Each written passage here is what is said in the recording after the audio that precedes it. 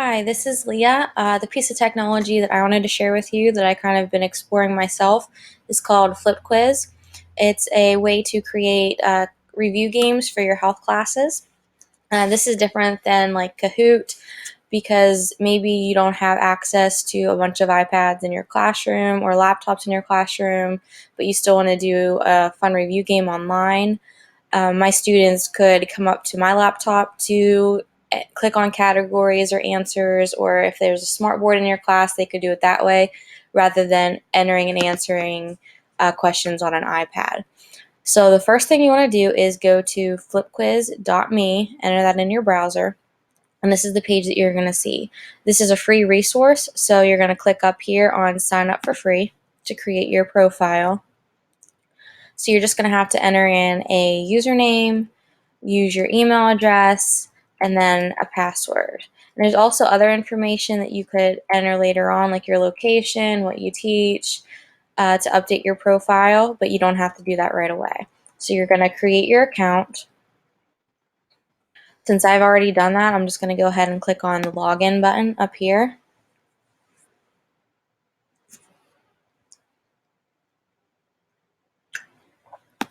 Now I'm going to enter my username and my password.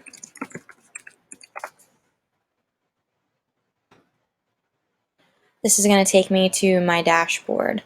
So on my dashboard, I can create a quiz, I can view other boards that I've created in the past, or view my profile, and that's where I can go to update my profile like I mentioned a little bit ago. So you can see I did create one quiz board right here, so I just named it health for now. I'll show you that in a little bit, but so first I'm going to just walk you through how to create a quiz board. So I'm going to click on this, create a quiz board first.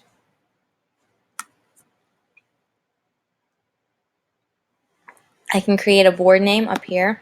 So if this is for my third grade health class, I might just name it third grade health review.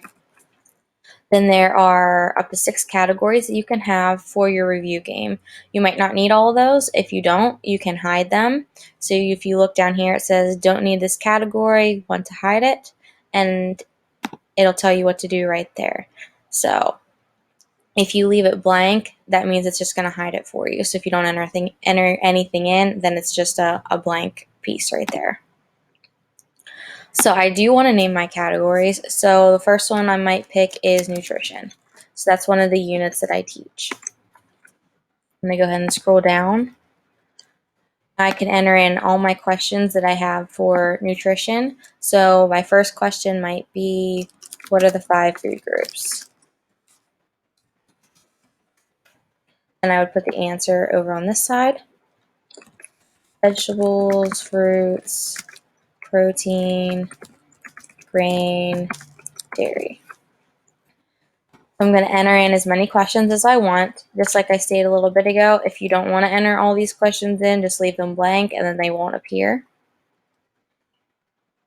I can also customize my background if I want to by choosing one that's on here or uploading my own. And it shows you different options that you have for customizing.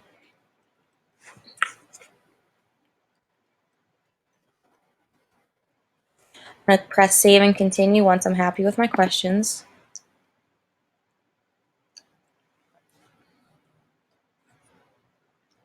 Now you can see instead of it saying category 1, it says nutrition. I have my question and my answer. Sorry about that. And I can preview the game at the bottom right hand corner to see what it looks like so far.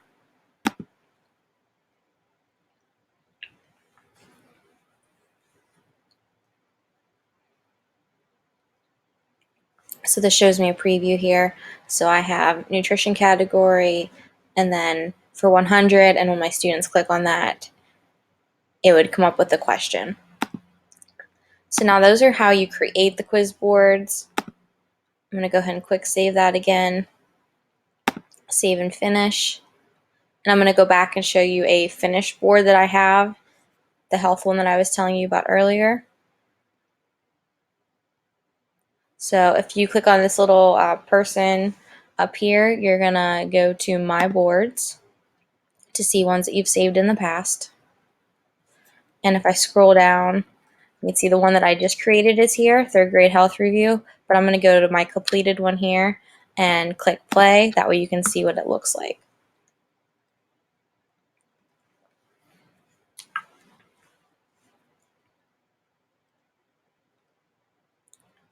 So this review game consisted of all the different units that I try to teach over the course of the year, and then 4 questions for each unit.